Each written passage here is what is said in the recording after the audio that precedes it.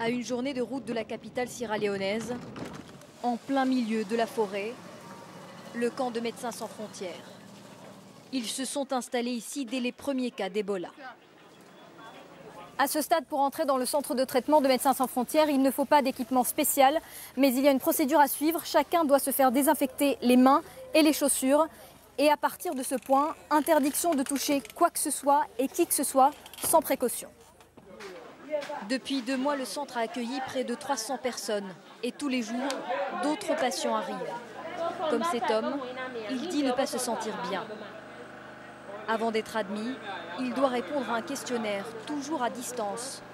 Si son cas est confirmé, il sera placé dans ses tentes avec d'autres malades. Là, seul le personnel médical est autorisé et ils doivent suivre un protocole très strict pour éviter tout risque. Avec Ebola, la moindre erreur peut être fatale. Il y a toujours un danger de contamination, mais on essaye d'être très prudent et de réduire le risque au maximum. En l'absence de traitement contre Ebola, les médecins ne peuvent que soulager au mieux les patients des symptômes du virus.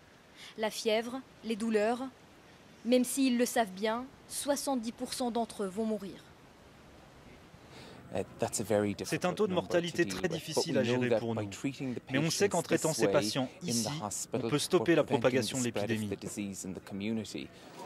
Géraldine Béguet est infirmière. Elle est ici à Kailaoun depuis 3 semaines. Souvent, en plus des soins, c'est un soutien psychologique qu'elle apporte aux patients.